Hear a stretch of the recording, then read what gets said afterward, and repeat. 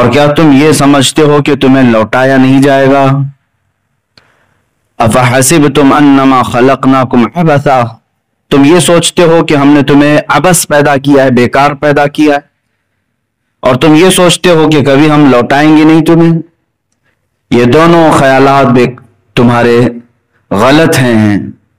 اللہ عز و جل نے اپنی کائنات میں ایک ذرہ بھی بیکار نہیں پیدا کیا، اس نے ایک مچھر کو بھی عبث نہیں پیدا کیا، اور دنیا میں جس کو بھی بھیجا ہے ایک معین مدت کے لیے، ایک مقررہ وقت تک کے لیے، اور پھر ہر ایک کو اللہ کی بارگاہ میں لوٹایا جائے گا۔ اسی لیے جب کسی کا انتقال ہوتا ہے تو ہماری زبانوں سے بے اختیار نکلتا ہے انا للہ و انا الیہ راجعون، جس کا مطلب ہوتا ہے کہ ہم اللہ ہی کے لیے ہیں اور اللہ ہی کی طرف لوٹنے والے۔ عزیزان گرامی، جس نے اپنی زندگی کا مقصد اور اپنے یہاں پر زندہ رہنے کا مقصد نہیں سمجھا، وہ سب سے بڑے دھوکے میں رہا۔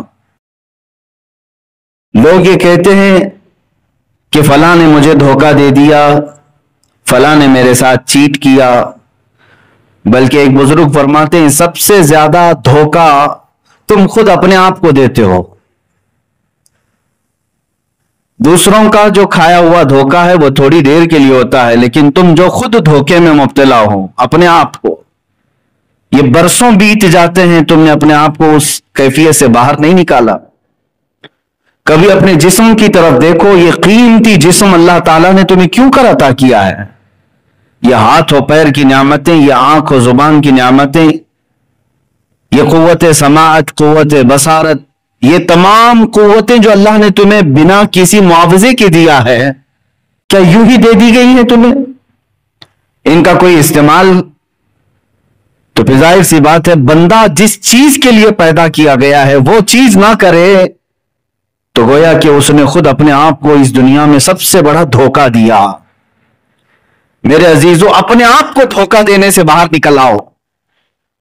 میں آج یہ کہنا چاہوں گا ان نوجوانوں سے جو اپنی زندگی کا مقصد نہیں سمجھ سکے، کسی دن آ کر پوچھ لیتے کہ ہماری تخلیق کا کیا مقصد ہے، ہمیں کیوں بنایا گیا ہے، اس دنیا میں مجھے کیوں بھیجا گیا ہے، میں یہاں کیوں زندہ ہوں۔ حد تو یہ ہے کہ جو کسی چیز کی تحقیق کرتا ہے، ریسرچ کرتا ہے، اسے سائنسدان کہتے ہیں۔ ایٹم پر تحقیق کیا، ذرے پر تحقیق کیا، زمینوں پر تحقیق کیا، آسمانوں پر تحقیق کیا، انسان نے کن چیزوں پر تحقیق نہیں کیا ہے؟ اور جس مادے پر انسان تحقیق کرتا ہے وہ اتنا بلندی پر جاتا ہے کہ دنیا اسے سائنسدان کہتی ہے، سائنٹسٹ کہتی ہے۔ اور اسلام سب سے پہلے تمہیں خود اپنے آپ پر تحقیق کرنا سکھاتا ہے۔ عزیزان گرامی، اسی لیے مشہور قول ہے من عرف نفسہ فقد عرف ربہ، جس نے اپنے آپ کو پہچانا اس نے اپنے رب کو پہچان لیا۔ خود اپنے متعلق سب سے پہلے معلومات حاصل کر لے کہ میرا بچپنا کیوں ہے، میری جوانی کیوں ہے، مجھے اگر بڑھاپا دیا گیا ہے تو کیوں ہے، میری سانسوں کا کیا حساب کتاب ہے، میں اس دنیا میں ساری سہولتیں کھا پی کر کے استعمال کر کے کیوں رہ رہا ہوں؟ کوئی تو مقصد ہوگا۔ مثال کے طور پر آپ کو اچانک کسی نے 5 اسٹار ہوٹل میں بلایا، وہاں پر طرح طرح کے کھانے لگے ہوئے تھے، بہترین روم ہیں، آپ گئے اور وہاں کے کھانے بھی استعمال کرتے رہے، وہاں کے رومز بھی استعمال کیے ہیں، وہاں کا پانی استعمال کیا، جو جو سہولیات تھی وہاں پر سب آپ نے استعمال کیا، لیکن کیا یہ آپ کا فرض نہیں بنتا کہ آپ کو دعوت کس کام کے لیے دی گئی تھی؟ وہاں پہ اس 5 اسٹار ہوٹل میں کوئی پارٹی تھی، کسی کی شادی، کسی کا ولیمہ، کسی کا عقیقہ، کیا تھا؟ کیوں بلایا گیا تھا آپ کو؟ کیوں بلایا گیا؟ ایک بڑے فنکشن ہال میں آپ کو کیوں بلایا جاتا ہے؟ آپ کو تو یہ معلوم ہی ہوتا ہے مجھے فلاں کی شادی میں بلایا گیا، ولیمے میں بلایا گیا، عقیقے میں بلایا گیا، منگنی میں بلایا گیا، آپ کو معلوم ہوتا ہے کیوں بلایا گیا ہے۔ بغیر آپ کو معلوم ہوئے آپ وہاں جا کر کے موج مستی کرتے رہیں تو آپ کو پاگل کہا جائے گا. اسے پتہ ہی نہیں ہے یہاں ہو کیا رہا ہے, صرف عیاشی کرنے کے لیے آ گئے. عزیزان گرامی وقار, تمہارے اس کائنات میں جلوہ گر ہونے سے پہلے اللہ تعالیٰ نے کیا چیزیں تمہارے لیے نہیں سجائی. یہ زمین کا مضبوط بچھونا, آسمان کا مضبوط چھت بغیر پلر کا, یہ کائنات میں سرسراتی ہوئی ہوائیں اور تمہارے لیے مفت سانسیں, تمہارے لیے پانی کی فراوانی, روشنی کا انتظام, سونے کے لیے الگ تمہیں نیند کے غلبے, بھوک لگے تو کھانے کی تمام چیزیں, یہ سب چیزیں مہیا کر دی گئی. تو تم آئے کیوں یہاں پر, اس کائنات میں کیوں آئے, کیا مطلب تھا, کیا مقصد تھا؟ اسی مقصد تخلیق کو قرآن کہتا ہے سورہ زاریات کی آیت, وَمَا خَلَقْتُ الْجِنَّ وَالْإِنسَ إِلَّا لِيَعْبُدُونَ. اللہ تعالیٰ فرماتا ہے ہم نے جنات اور انسانوں کو صرف میری عبادت کے لیے بنایا ہے, اپنی عبادت کے لیے بنایا ہے. سمجھ میں آیا کہ ہمیں کائنات میں اللہ نے اگر بھیجا ہے تو اس کی عبادت کے لیے بھیجا ہے. عزیزان گرامی, اسی بات کو میں نے اس سے قبل بھی دہرایا تھا کہ انسان باقی ساری چیزیں کر لیا لیکن جس کا مقصد کے لیے وہ آیا تھا اسی میں وہ ادھورا رہ گیا. یعنی عبادت, اللہ کی رضا حاصل کرنا, یہ سب کا مقصد تھا, اسی لیے تمہیں بنایا گیا تھا.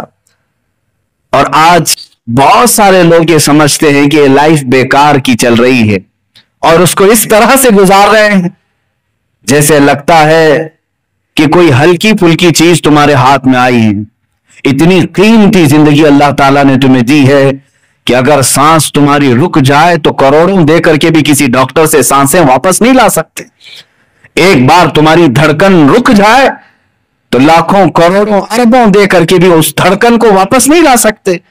اتنی قیمتی لائف تمہارے ہاتھوں میں آج موجود ہے, لیکن اس کا مقصد نہ سمجھ کر کے اپنے آپ کو عیاشیوں میں اور بیکار زندگی میں گزارنا, گویا کہ انسان کا خود اپنے آپ کو دھوکہ دینا ہے. مجھے بتاؤ کتنے لوگوں نے اپنے آپ کو دھوکہ دیا. یہ تو جرم ہے دھوکہ دینا دوسروں کو, لیکن میں سمجھتا ہوں اس سے بڑا جرم اپنے آپ کو دھوکہ دینا کہ تم پیدا کس کام کے لیے کیے گئے تھے اور کر کیا رہے ہو آج. مجھے بتاؤ اے بچوں, جوانوں, کیا تمہاری راتیں اسی لیے بنائی گئی ہیں کہ تم رات بھر بیٹھ کر گیم کھیلو؟ کیا تمہاری راتیں اسی لیے ہیں کہ تم کسی بھی نکڑ پر بیٹھ کر کے گپیں لگاؤ؟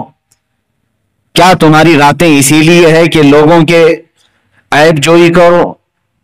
کیا تمہارے دن اسی لیے ہیں کہ تم اپنے طبیعت اور اپنی خواہشات کے لیے ڈانس بار, کبھی کلب, کبھی فلاں جگہ, نشے کے اڈے, تاش کے پتے, شراب کی بو, یہ تمام چیزیں زندگیوں میں ایسی لائی گئی؟ کیا آپ نے کبھی یہ سوچا کہ اسی لیے میں دنیا میں آیا ہوں؟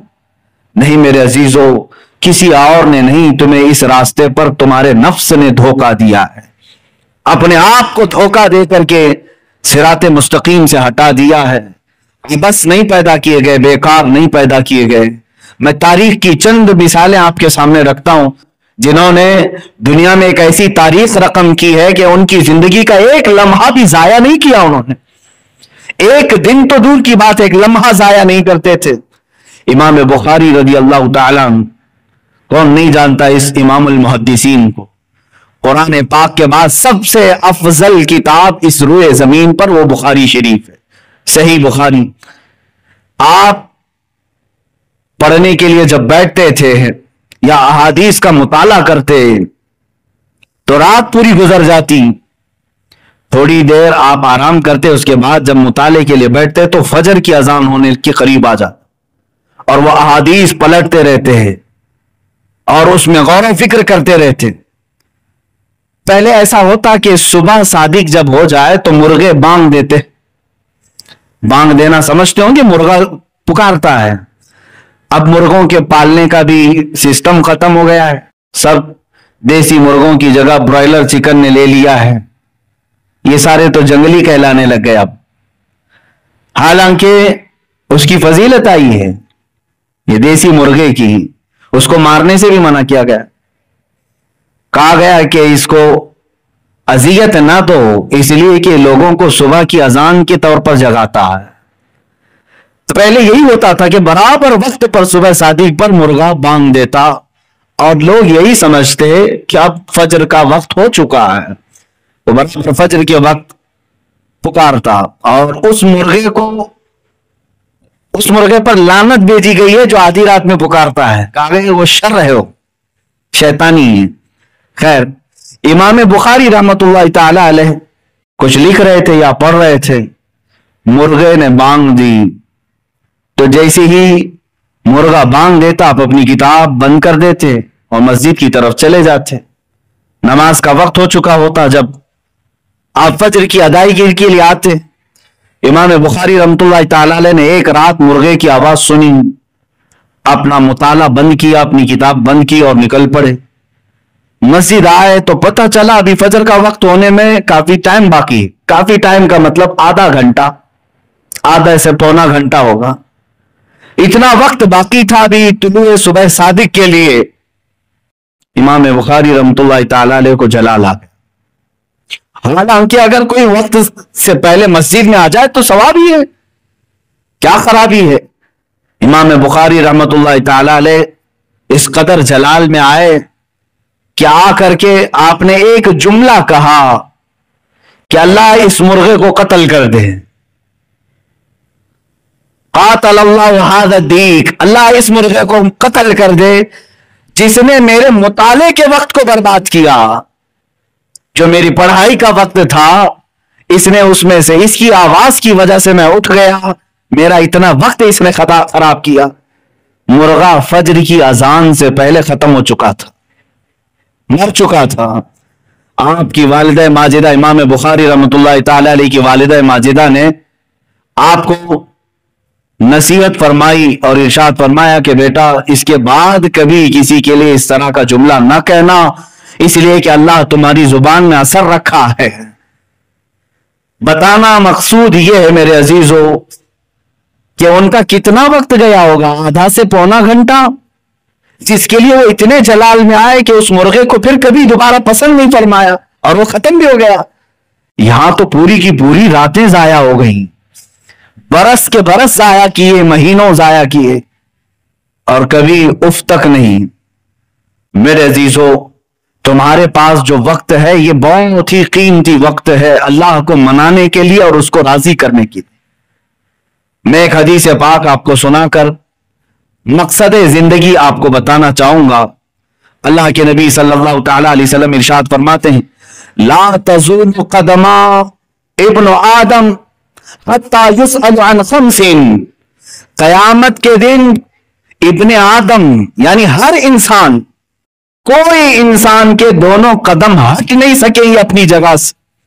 جو محشر کا میدان ہوگا، میرے آقا صلی اللہ علیہ وسلم فرماتے ہیں، لا تزول قدم ابن آدم، پورے انسانوں میں سے کسی انسان کے دونوں قدم ہٹیں گے نہیں اس وقت تک، حتی یسأل عن خمس، جب تک کہ اس سے 5 چیزوں کا سوال نہ ہو جائے، جب تک کہ اس سے 5 چیزوں کے بارے میں پوچھ نہ لیا جائے۔ وہ 5 چیزیں کیا ہیں؟ یہ ترمذی شریف کی صحیح حدیث ہے۔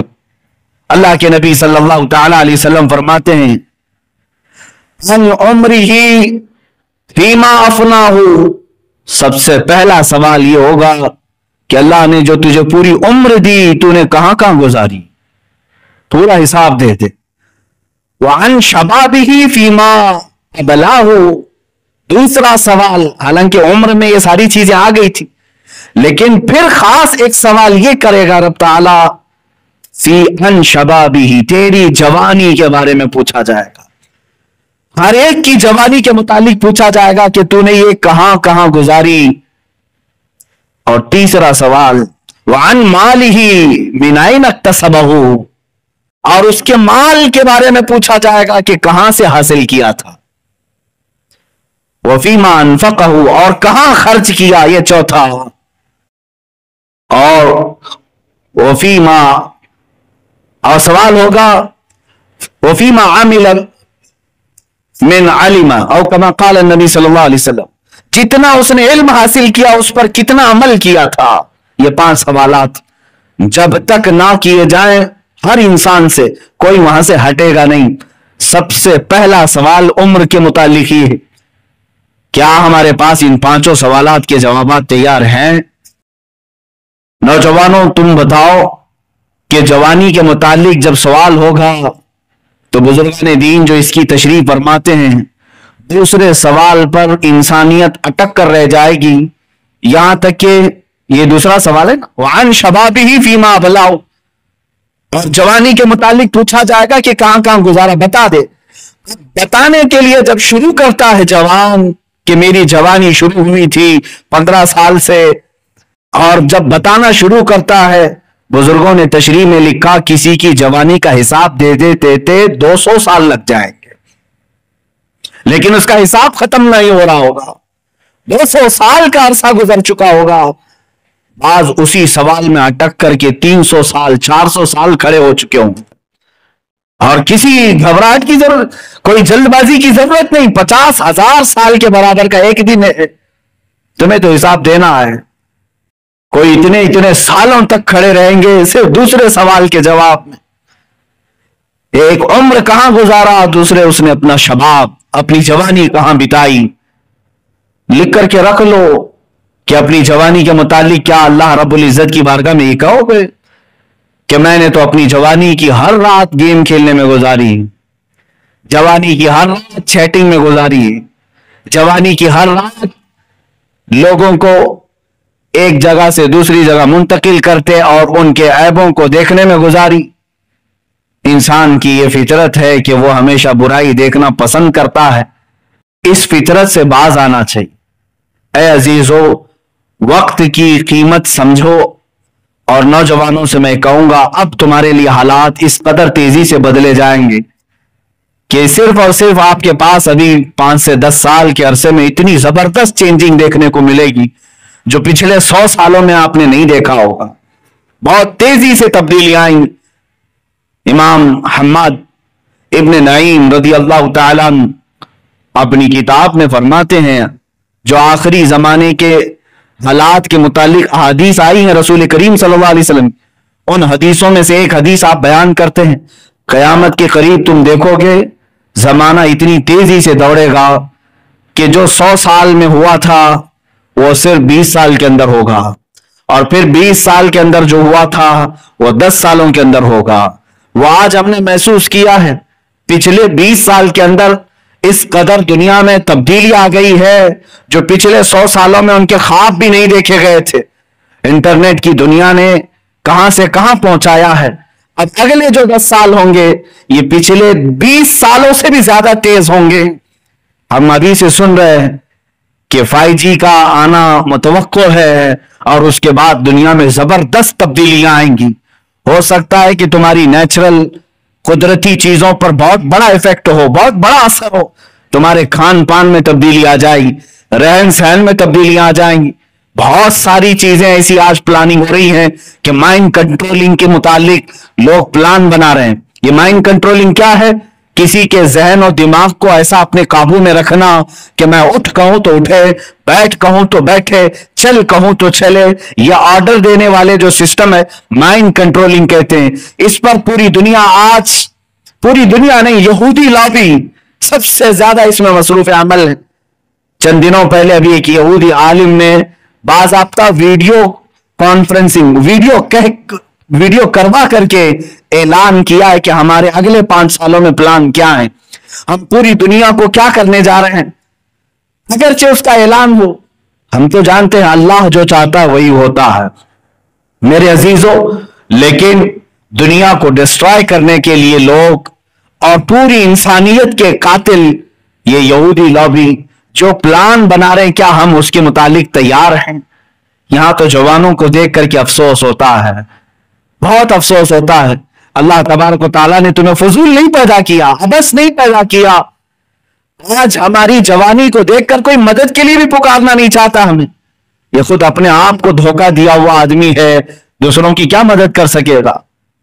مجھے بھی چند دنوں پہلے ایک بات پڑھنے کو ملی، کشمیر کی خواتین بے لگتی ہیں، آج روتی ہیں، بہت ساری ان کی پریشانیاں ہیں، لیکن ایک زمانہ تھا جب اسی سندھ کے علاقے سے چند عورتوں نے عرب کے نوجوانوں کو پکارا تھا، راجہ دابیر سنگھ، یہ میں 90 हिजरी की बात कर रहा हूं, आज से 1300 साल पहले तकरीबन राजा दाबेर सिंह की हुकूमत थी, जब कुछ हज पर जाने वाली खवातीन श्रीलंका से निकली, बीच रास्ते में गुंडों ने उन्हें अगवा कर लिया और उनकी इज्जतों से खेलने लगे। तो उन औरतों ने जो हज के लिए निकली थी आवाज दी कि कोई अरब का काफिला हो तो हमारी आवाज खलीफा वक्त तक पहुंचा दे। तो उस वक्त जो ताजिर आए थे, उन ताजिरों ने यह बात सुनी कि कुछ मुसलमान औरतें इस तरह अगवा की जा चुकी हैं, गिरफ्तार हैं। तो वो बात जा करके उस जमाने के हज्जाज बिन यूसुफ गवर्नर के सामने बयान की गई। वो खुद एक जालिम था, लेकिन दरबार में एक नौजवान गुजर रहा था जो उसका भतीजा भी, मोहम्मद बिन कासिम, रुक गया, पूछा कि कहां से खबर लाओ? कहा सिंध से। ये हिंद और सिंध दो खित्ते थे हमारे, जो आज कट करके कुछ पाकिस्तान में चला गया, कुछ हिंदुस्तान में।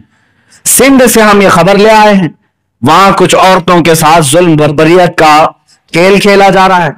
तो मोहम्मद बिन कासिम ने अरब की उस सरजमीन से आवाज लगाई थी, लब्बैक या उख्तार, है मेरी बहन, मैं हाजिर हो रहा हूं, मैं आ रहा हूं। उस वक्त मोहम्मद बिन कासिम ने वक्त के गवर्नर से इजाजत ली और 10,000 नौजवानों का लश्कर लेकर वो सिंध पर हमलावर हुआ। यह सबसे पहला लश्कर था जो हिंदुस्तान में दाखिल हुआ। राजा दाबेर सिंह के साथ मुज़ाकरात हुए, बातचीत हुई। जब हल ना हो सका, वो औरतों को आजाद करने पर आमादा नहीं हुए, तो सिर्फ और सिर्फ इज्जत औरतों की महफूज रखने की खातिर इन नौजवानों ने उनके साथ ऐसा हमला किया कि ये पूरे के पूरे फौज तितर बितर हो गई और गुंडे पकड़े गए, हत्ता कि राजा दाबेर सिंह भी गिरफ्तार हुआ। उन खवातीन को आजाद कराया गया। पहली मर्तबा मोहम्मद बिन कासिम ने परचम इस्लाम हिंद में लहराया।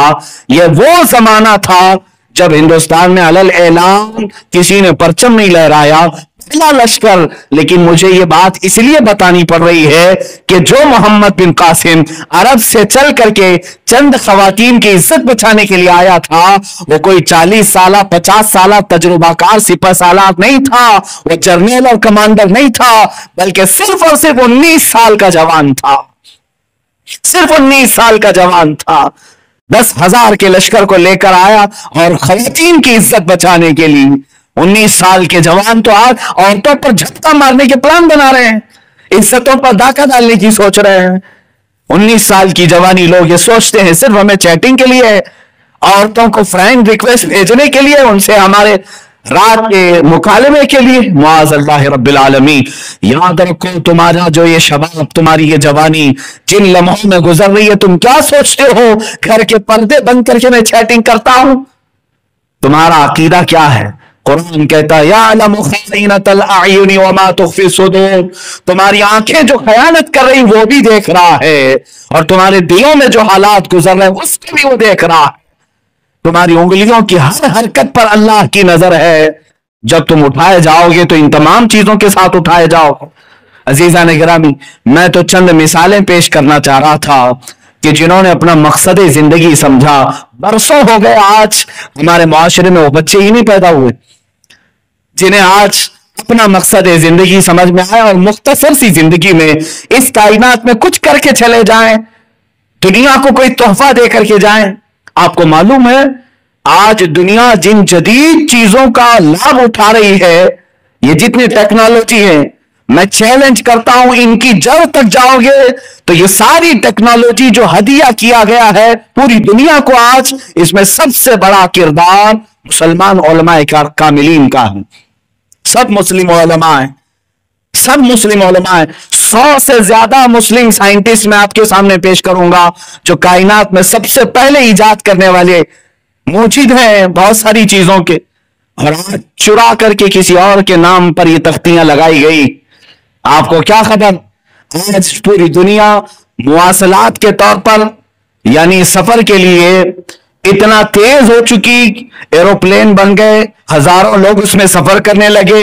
और इस एरोप्लेन की इजाद के मुतालिक 15वीं सदी के बाद के चंद अंग्रेजों के नाम बताए जाते हैं।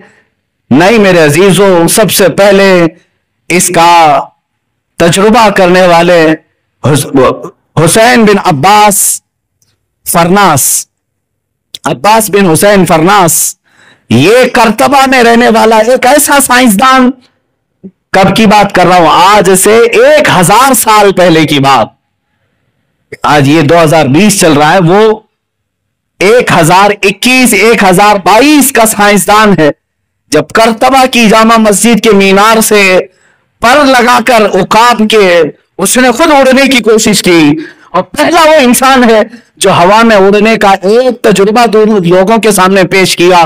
ایسے نہیں کہ مینار سے چھلانگ لگایا، بلکہ تاریخ میں آج بھی رقم ہے، عباس فرناس 10 منٹ تک ہوا میں اڑتا رہا۔ اس نے نئی ایجاد کی، اور اس کے 500 سال بعد آ کر اس فارمولے پر تحقیق کی گئی، اور اس کے بعد ایروپلین بنایا گیا۔ دنیا کو ہوا میں اڑنے کا انداز بھی ایک عالم دین نے دیا تھا، ایک نوجوان سائنسدان نے دیا تھا۔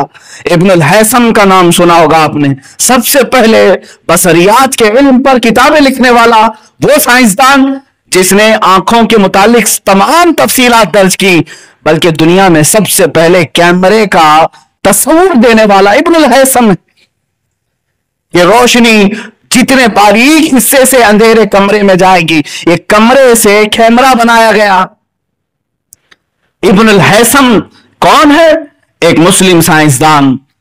اتنا ہی نہیں، ابو بکر رازی یہ وہ طبیب ہے جو پوری دنیا کا فاؤنڈر ہے، علم طب میں، میڈیکل سائنس میں سب سے زیادہ کتابیں لکھنے والا مسلم عالم دین ابو بکر زکریا رازی، جنہوں نے آج سے کئی 100 سال پہلے لوگوں کو تصور دیا علم طب کا۔ سرجری کے معاملات پوری دنیا میں کہیں پر نہیں تھے، سب سے پہلے ابو بکر رازی نے سرجری کے طریقے بتائے، ہاسپٹل کا نظام بتایا کہ ہاسپٹل کہاں بنایا جائے۔ بغداد میں انہوں نے خلیفہ سے کہا کہ گوشت کے ٹکڑے کاٹ کر کے ہر محلے پر لٹکائے جائیں، ایک ایک لکڑی میں لٹکائے گئے 10-12 محلوں میں، اور 3 دن کے بعد وہ نکالنے لگوائے۔ امام رازی نے دیکھا کہ جو گوشت کا ٹکڑا سب سے لیٹ خراب ہوا یا سوکھا، بہت سارے تو سڑ گئے، سوکھ گئے، جو بہت دیر تک صحیح سلامت تھا، ابو بکر رازی نے کہا یہاں ہاسپٹل بنایا جائے۔ کہا کیوں؟ کہا یہاں کی آب و ہوا جسم کو جلدی خراب نہیں ہونے دیتی، مریض کو ایسی جگہ رکھا جائے جہاں کی آب و ہوا جسم کو سلامت رکھے۔ یہ کانسیپٹ کس نے دیا تھا؟ ابو بکر رازی نے، جب ان کی عمر 33 سال کی تھی۔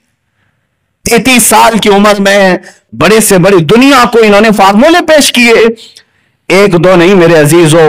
ابن ساعتی، لقب ساعتی، خراسانی، ایک مشہور سائنسدان، مصر کے رہنے والے، اور آج سے تقریباً 1200 سال پہلے کی بات بتا رہا ہوں، خلیفہ ہارون رشید کے زمانے، تب اس سائنسدان نے ہاتھ کی گھڑی ایجاد کی، اور پورا پلانٹ سسٹم دیکھنے کا طریقہ ایجاد کیا، سیارے گردش کہاں کرتے ہیں، گریویٹی سسٹم جو بعد میں نیوٹن کے لیے پیش کیا گیا، یہ سب سے پہلے مسلم عالم دین نے پیش کیا، کشش ثقل جس کو کہتے ہیں۔ اور سب سے پہلے ابو بکر رازی یہ ہیں جنہوں نے کیمیکل کی دنیا میں سب سے پہلے ایسیڈ تیار کیے، سلفورس ایسیڈ، جو آج کیمیا میں بنیاد کی حیثیت رکھتا ہے۔ یہ تمام چیزیں دنیا کو دینے والے وہ مسلم سائنسدان تھے۔ میرے عزیزوں، میں ان کی مثالیں صرف اس لیے پیش کر رہا ہوں کہ دنیا میں یہ ترقیات اور دنیا میں جینے کے سلیقے اسلام نے اور مسلمانوں نے دیے، آج پورا کا پورا پلٹ دیا گیا اور تمہیں اتنا پیچھے دھکیل دیا گیا کہ آج دنیا تمہیں تہذیب سکھانے آ رہی ہے، آج تمہیں مینجمنٹ ڈیولپ کرنے کے لیے طریقے سکھائے جا رہے ہیں، اور بہت ساری چیزیں ایسی ہیں کہ غلامی کے انداز میں تم سیکھنے کے لیے غیروں کے دربار میں جا رہے ہو۔ اے میرے عزیزو، آج سب سے بڑا جو ہمارے پاس نقصان ہوا ہے وہ ہمارے بچوں کو ہمارا ماضی نہ پڑھانا، ہماری تاریخ نہ پڑھانا۔ چند سال اور تم اس طرح آنکھ بند کر کے بیٹھے رہو، تب اس کے بعد بچوں کا حال یہ ہوگا، یہ مسلم سائنسدان تو بھلا ہی دیے گئے ہیں، یہ تو کہاں معلوم ہے، اچھے اچھے لوگوں کو نہیں معلوم، یہ تو بھلا ہی دیے گئے ہیں، اولیاء کرام بھی بھلا دیے جائیں گے، تاریخ ختم کی جائے گی، اور چند دنوں کے بعد میں بارہ یہ کہتا ہوں، شاید بچے بعد میں یہ بھی پوچھیں گے محمد کس کا نام تھا؟ معاذ اللہ رب العالمین۔ جب اس طرح ہم تاریخ سے اپنی آنکھیں بند کر کے بیٹھے ہیں اور سارا کا سارا ہمارا وقت اسی موبائل انٹرنیٹ پر گزرے، جو فضول اور فحش چیزوں کو دیکھنے میں، اے میرے عزیز بچوں، آج اپنی زندگی کی قدر و قیمت سمجھو اور باز آ جاؤ۔ تم سے سوال ہوگا تمہاری جوانی کے متعلق، تم یہاں پر اللہ کی عبادت کے لیے بنائے گئے ہو، اسی چیز میں ابھی کھڑے نہیں اتر سکے، اسی میں بہت ساری چیزیں باقی رہ گئی ہیں۔ اسی لیے شاعر نے حضور اکرم صلی اللہ تعالی علیہ وسلم کی بارگاہ میں یہ ایک استغاثہ کے طور پر یوں کہا تھا، اے خاص ہے خاصان رسول وقت دعا ہے، امت پہ تیرے وقت عجب آ کے پڑا ہے۔ جو پوری دنیا کو قیادت سکھانے کے لیے نکلا تھا اسلام، وہ آج اپنے ہی دیش میں غریب الغربا ہے۔